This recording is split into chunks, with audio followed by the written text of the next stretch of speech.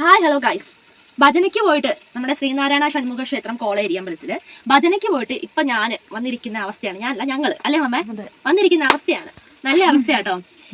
നാളെ നമ്മുടെ 103 വയസ്സുള്ള ഒരു അമ്മ നമ്മുടെ ശബരിമലയ്ക്ക് പോകുന്നുണ്ട്. അപ്പൊ അതിന്റെ ചടങ്ങൊക്കെ ആയിട്ട് ഇന്ന് അമ്പലത്തില് ഭജന ഉണ്ടായിരുന്നു. അപ്പൊ നമ്മളാണ് 41 ദിവസം ഭജന ഏറ്റെടുത്തിരിക്കുന്നത്. അപ്പൊ അതുകൊണ്ട് തന്നെ നമ്മുടെ കേൻസറുള്ളൊരു ടീം വന്നിട്ട് ഇടയ്ക്ക് ഇങ്ങനെ സ്പെഷ്യൽ ഡേയ്സിലൊക്കെ വന്ന് പാട്ട് പാടും കേട്ടോ. അപ്പൊ ഇന്ന് അവർ വന്നിട്ടുണ്ടായിരുന്നു കേട്ടോ. അപ്പൊ അവർ 1-ാം തീയതി വന്നിട്ടുണ്ടായിരുന്നു. ഞങ്ങളുടെ ഇടയ്ക്കത്തെ ഏതൊക്കെയോ ദിവസങ്ങളിലൊക്കെ അവർ വന്നിട്ടുണ്ടായിരുന്നു. ഇന്ന് വന്ന സമയത്ത് അവരെന്താ ചെയ്തിട്ട് ഇന്ന് ചോദിച്ചിട്ടുണ്ടെങ്കിൽ, നമ്മളാണ് ഇന്നും ഭജന അവിടെ നടത്തുന്നത്. അവര് നമുക്ക് മൈക്ക് തരാതെ അവര് കണ്ടിന്യൂസ്ലി ഇന്ന് എല്ലാ പാട്ടും ലൈഫിൽ ആദ്യമായിട്ടാണ്, അതും നമ്മുടെ നാട്ടിലെ നമ്മുടെ അമ്പലത്തിൽ ചെന്നിട്ട് ഭജന പാടാതെ ഞങ്ങൾ വരുന്നത്. നല്ല കാര്യമല്ലേ? എന്താ നിങ്ങൾക്ക് തോന്നിയ കാര്യം നിങ്ങൾ എന്തായാലും കമന്റ് ചെയ്യാൻ മറക്കരുത്.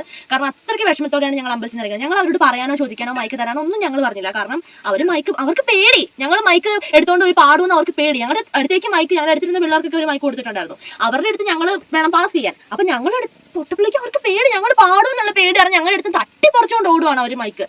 ഒന്ന് പാടുന്നുണ്ടോ എന്നെങ്കിലും ഒരു സാമാന്യ മര്യാദക്കെങ്കിലും അവർക്ക് ചോദിച്ചില്ല.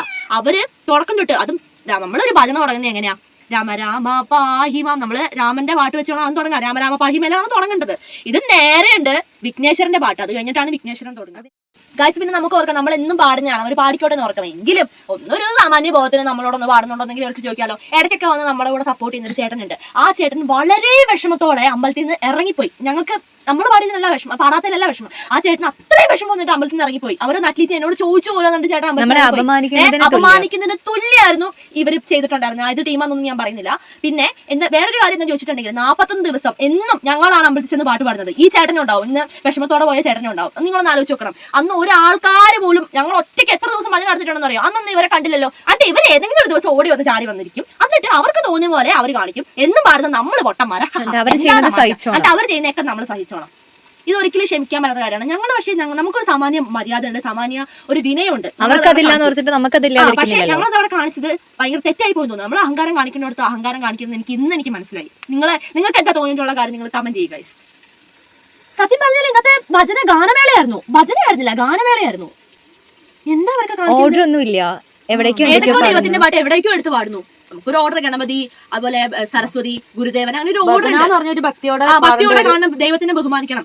ഇതൊന്നും അല്ല. വന്നിരുന്നിട്ട് അവർക്ക് തോന്നി ഏതൊക്കെയോ ദൈവത്തിന്റെ പാട്ട്, എന്തൊക്കെയോ ഇടയ്ക്ക് രാമന്റെ പാടും, ഇടയ്ക്ക് അയ്യപ്പന്റെ അടുത്ത് പാടും. ഇങ്ങനെയൊക്കെയാണോ നമ്മളൊരു അമ്പലത്തില് ഭജന നടത്തേണ്ടത്? എന്ത് മര്യാദ അവർക്കുള്ളത്? എന്ത് ടീമാണ് അവര്?